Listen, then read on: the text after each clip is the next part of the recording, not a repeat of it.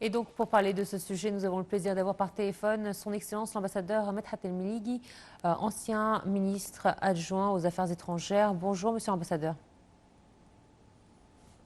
Allô, Votre Excellence, est-ce que vous m'entendez? Alors, je rappelle que notre sujet aujourd'hui, donc, nous allons revenir sur la participation du président Abdel Fattah el-Sisi au 39e colloque culturel des forces armées. À cette occasion, donc, de la célébration par les forces armées de la journée des martyrs et des anciens combattants. Alors, on va revenir sur le discours du président Abdel Fattah el-Sisi, durant lequel il a salué donc le sacrifice des martyrs, également le sacrifice des personnes qui ont tout fait pour la stabilité et la paix en Égypte. Et on a également on va revenir sur aussi ces déclarations faites sur la mise en point de la situation de ces 10 dernières années. Finalement, nous avons par téléphone Dr Raouf Ghafar, analyste politique. Bonjour. Bonjour. Alors, nous allons revenir sur le discours du président Abdel Fattah el-Sisi hier lors de sa participation au 39e colloque culturel des forces armées. Déjà, vous, qu'avez-vous pensé de ce discours et des différents points qu'il a traités durant ce discours?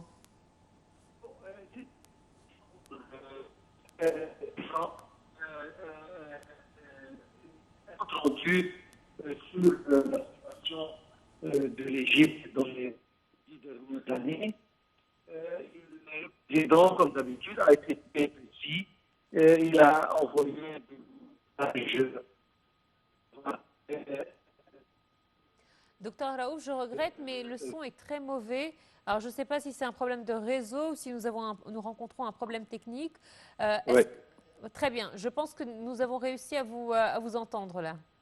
Ah bon? Très bien, parfait. Je viens de dire que c'était un discours très franc. Le président, comme d'habitude, il a envoyé des messages très précis sur les événements, disons, incontestables des 10 dernières années. Oui. Docteur Raouf, également, le président de la République hier a mentionné pour la première fois la décision de la Banque centrale d'Égypte, la BCE, pour adopter un taux d'échange flexible pour la valeur de la livre égyptienne, en précisant qu'il fallait attendre le bon moment pour prendre une telle décision. Comment interprétez-vous cela? Absolument. Il a bien expliqué ceci en disant qu'il fallait que le gouvernement ait une liquidité en devise pour pouvoir libérer, disons, le taux d'échange. Sinon, nous aurions fait face à une inflation et à une hausse de prix incontrôlable. Et c'est pour ça qu'on a dû attendre quelques mois pour le bon moment où, quand cette décision est prise, on peut faire face ou la confronter avec tous les outils pour conserver le taux d'échange sans changement. Alors, docteur Raouf, effectivement, le président Abdel Fattah el-Sisi a également fait le point de ces 10 dernières années. Il a salué la bravoure des Égyptiens durant cette période. Les Égyptiens ont joué un grand rôle au vu de la stabilité et le retour au calme dans le pays. Durant ces dernières années, c'est vrai que la situation a été un petit peu... il y a eu des hauts et des bas, comme on le dit. Absolument. Nous avons eu des problèmes, on a fait face au terrorisme, on a eu des problèmes économiques, mais c'est vrai que les Égyptiens, on les salue, ont pu traverser cette période avec admiration. Absolument. Premièrement, il a salué les martyrs qui ont sacrifié leur vie pour la sécurité, la stabilité de leur pays. Et il a bien dit que c'était les Égyptiens qui ont sauvé leur patrie et qui ont fait face au chaos, certainement. Il a confirmé et reconfirmé une autre situation en ce qui concerne la crise palestinienne. Il a dit que le passage de Rafah est ouvert et que tous les tout ce qui est propagé à propos de... On le ferme et on l'ouvre, c'est tout des mensonges. Il a dit que si le Sinaï, c'est une partie intégrale de l'Égypte et que c'est notre responsabilité de la défendre et de développer. Il a parlé, comme vous avez dit, des crises dont on a passé et que la situation commence à s'améliorer, les problèmes commencent à se dégager et que les prix qui étaient un peu hauts à cause de raisons qui ne sont pas vraies, ça commence, comme je viens de dire, à se dégager et que les Égyptiens doivent sentir très prochainement un changement en leur meilleur. Docteur Raouf, comment voyez-vous un tel discours du président de la République, surtout avec les conflits de part et d'autre de l'Égypte, que ce soit à Gaza, la guerre à Gaza ou au Soudan, une situation qui s'aggrave. Comment voyez-vous l'effet d'un tel discours?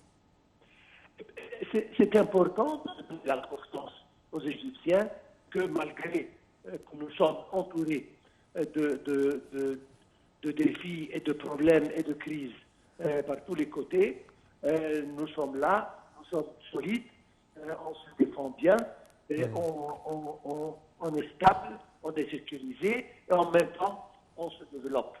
C'est un message très important pour dire que le gouvernement est stable, notre armée conserve la solidarité de notre pays et que, comme je viens de dire, nous essayons de trouver des solutions aux crises qui nous entourent, mais en même temps, nous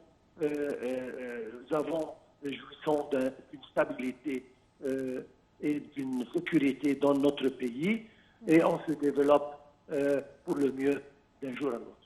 Alors justement, dans son discours, le président Abdel Fattah el-Sisi a salué les martyrs égyptiens, mais également les martyrs palestiniens, puisque dans son discours, il a adressé à l'ensemble du peuple palestinien, inébranlable, tel qu'il a dit, et résilient sur son sol, un salut d'appréciation et d'admiration. Et il a dit que l'Égypte était déterminée à poursuivre ses efforts pour parvenir à un cessez-le-feu. Là, encore une fois, on voit l'intérêt que porte l'Égypte à la cause palestinienne. Absolument. L'Égypte, durant les 70 et plus dernières années, elle était responsable de la crise palestinienne et elle a toujours considéré la crise palestinienne comme une crise égyptienne. Elle n'a pas manqué d'efforts pour changer la situation pour le mieux des Palestiniens. Surtout que dernièrement, ce qui arrive à la bande de Gaza, c'est sans précédent et c'est une vraiment atrocité et un génocide terrible. Et l'Égypte, partout, sur le plan international et sur le plan régional, elle ne manque pas à jeter tous les efforts possibles pour aboutir à un cessez-le-feu pour commencer, puis à une solution qui soit juste pour le peuple palestinien.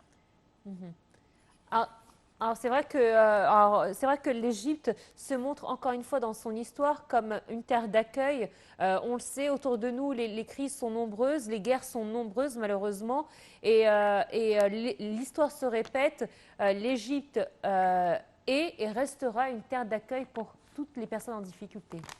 Absolument, absolument. Et vous avez bien dit, on ne les appelle pas réfugiés, mais on les appelle des invités qui sont toujours les bienvenus. Comme vous l'avez dit, l'Égypte a accueilli des millions de frères et sœurs en provenance des pays de voisinage. Nous ferons ça aujourd'hui, hier et demain. Nous sommes le plus grand pays et c'est une responsabilité d'accueillir n'importe qui a des problèmes, jusqu'à ce que ces problèmes sont résolus. Mais en principe, nous étions et nous serons toujours une terre d'accueil pour toute personne qui a besoin de nous. Docteur Raouf Gaafar, bon Ramadan à vous et merci de votre participation à notre programme ce matin. Voilà, très chers téléspectateurs, une courte pause et on se retrouve tout de suite après.